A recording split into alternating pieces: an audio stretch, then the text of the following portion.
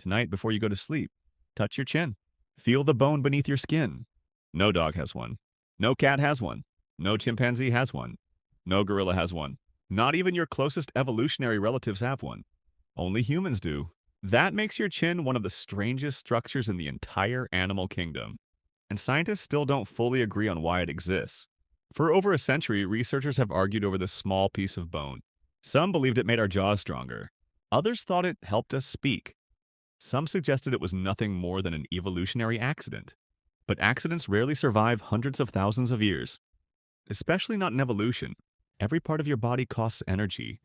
Every gram of bone must justify its existence. So why did humans keep the chin? The story begins long before cities existed. Long before farming, long before writing. Around 300,000 years ago, early Homo sapiens began appearing across Africa.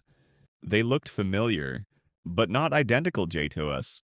Their skulls were larger in some places. Their faces projected further forward. Their brows were heavier, and their chins were missing. Then something changed. Over thousands of generations, the human face slowly pulled inward. The jaw became smaller. The teeth became smaller. The forehead rose higher. And eventually a small ridge of bone appeared beneath the lower teeth. The chin had arrived. Why? One theory came from the Australian anatomist Raymond Dart. He proposed that the chin evolved to reinforce the jaw against chewing forces. It sounded reasonable, until engineers tested the idea. Modern biomechanical studies found the opposite. Human chins experience more stress during chewing than flatter jaws. The chin was not making the jaw stronger. If anything, it made it weaker. Another theory blamed speech. Perhaps the muscles involved in language reshaped the lower face. After all, humans speak. Chimpanzees do not. But speech uses soft tissue. Tongues, lips, muscles. The chin itself contributes very little. Again, the theory struggled. Then came a more surprising possibility. Maybe the chin exists because our faces shrank. As humans developed cooking, tools, and softer diets, our jaws no longer needed to be massive. Large teeth became unnecessary. Powerful chewing muscles became expensive. Natural selection favored smaller faces. But bone does not disappear evenly. Some parts shrink faster than others. Researchers such as James Pampush and David Daegling suggest the chin may simply be the leftover result of this uneven reduction. A biological wrinkle? An evolutionary fold. The chin may exist because the rest of the face retreated around it.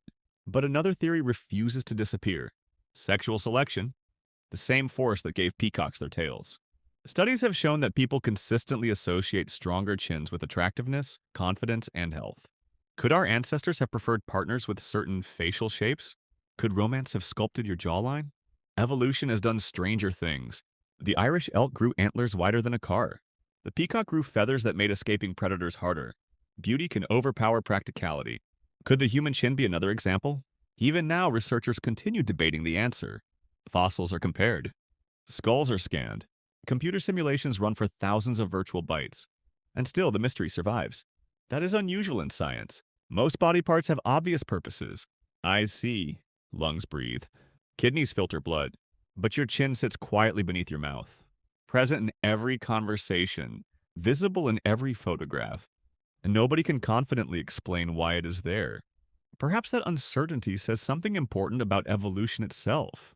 We like to imagine nature as an engineer, every feature carefully planned, every structure serving a clear purpose. But evolution is not an engineer. It is a tinkerer. It modifies whatever already exists. It improvises. It compromises. Sometimes it produces masterpieces. Sometimes it leaves behind strange souvenirs from older versions of ourselves. Your chin may be one of those souvenirs. A fossil carried on a living face. A reminder that your body is not a finished design. It is a history book, written in bone. And every time you look in the mirror, one small piece of that history looks back.